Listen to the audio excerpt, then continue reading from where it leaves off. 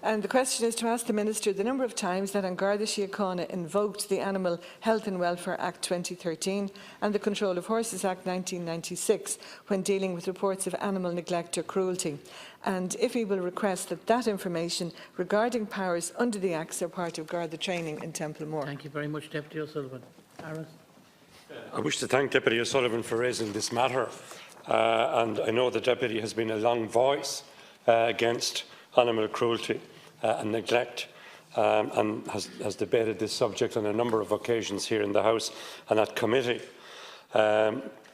It's also appropriate that I would pay tribute to the important role played by animal welfare charities such as the ISPCA and the DSPCA, who are at the forefront of animal welfare here in Ireland. While the particular acts highlighted by the Deputy fall under the auspices of my colleague, the Minister for Agriculture, I've made inquiries with the Garda authorities to see how many times these acts have been invoked by the Gardaí in the course of their duties. I'm now advised that the specific information requested by the Deputy is not recorded on the Pulse system. The Animal Health and Welfare Act of 2013 provides a modern and robust framework for dealing with issues relating to animal welfare. It's also updated and replaced approximately 40 items of primary legislation in the area of animal welfare and health, going back over almost 100 years. The Deputy would also be aware that the Control of Horses Act 1996 provides powers to local authorities to deal with stray and abandoned horses, and for the designation by each local authority by way of bylaws of areas in which horses cannot be kept without an appropriate licence. Members of An Garda Síochána have also been assigned powers commensurate with those of authorised officers under the legislation. In this context, I am informed by the Gardaí that the Garda Síochána liaises and works closely with both local authorities and the local offices of the Society of the Prevention of Cruelty to Animals. All complaints of animal cruelty made to An Garda Síochána are subject to investigation. An investigation file submitted to the DPP, who then obviously makes the decision if a prosecution should take place and the appropriate offence for such prosecution. You will have an opportunity to finish. Thank you. I want to acknowledge the work of the other animal rescue groups and the animal welfare groups also, who are picking up the pieces here. I find it really difficult to understand that if the Gardaí are involved, that it's not on the Pulse system. You know, abuse of animals is very sadly a reality in Ireland, whether we're talking about hares or greyhounds or horses or badgers or foxes or puppy farms. That's the reality. And I'm being continually told that we have the legislation, Animal Welfare Act and Control of Horses Act, as if they were covering everything and as if they were sorting everything. But of course, those pieces of legislation are only as good as the extent of the implementation and the enforcement. And we know that it's not happening for whatever reason. Now, Minister Creed, in a previous reply, said to me, it is the responsibility of individuals to ensure the welfare of their animals, like the horses, quite right. But it's when the owners don't take the responsibility. We had a protest outside with all the horse welfare groups coming together. And we have cases of starving animals. We have animals where their illnesses are left unattended, large numbers in confined spaces. And it's the animal welfare groups who are picking up the pieces. So on the microchipping and the registering, surely the Gardaí could be more proactive on checking. Thank you very much, Deputy Minister. Well, I think the two issues that I wish to be of assistance to the Deputy on are A, in relation to appropriate Garda training, and B, in the matter of what is recorded by the Gardaí in respect of the Pulse. As I say, many of the issues involved here are more appropriate to my colleague, the Minister for Agriculture, Minister Creed.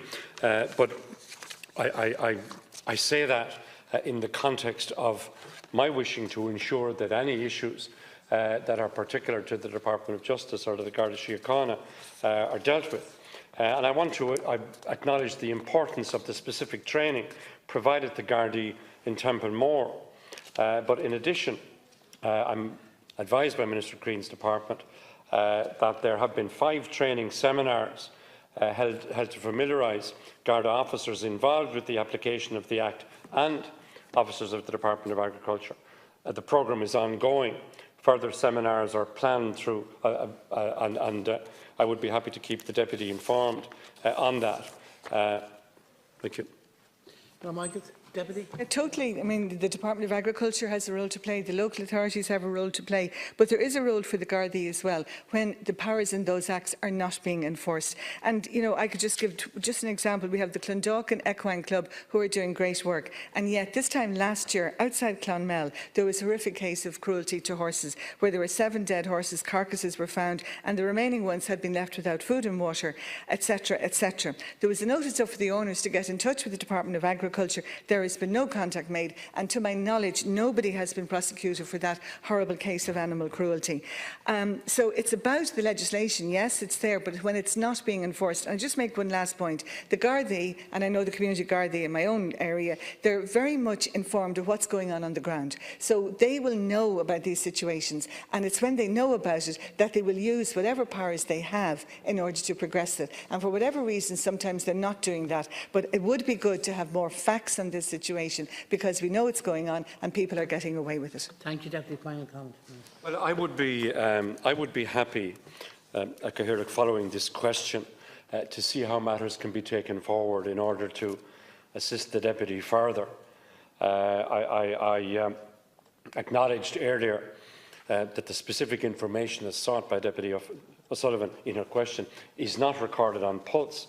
However, the Garda authorities do advise that the Pulse incident types classified as control of horses and offences against animals, which from a search of the narratives recorded appear to relate to incidents of animal neglect, animal cruelty, and they do exist.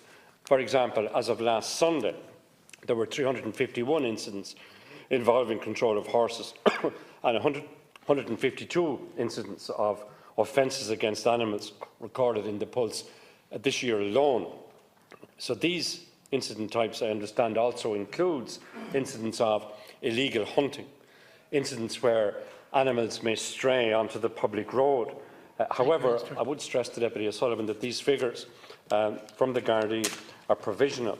They are subject to change, but I would be happy to engage further with Deputy O'Sullivan to see how best her concerns might be addressed in the context of my role as Minister for Justice and my relationship with the Garda Síochána. Question 6.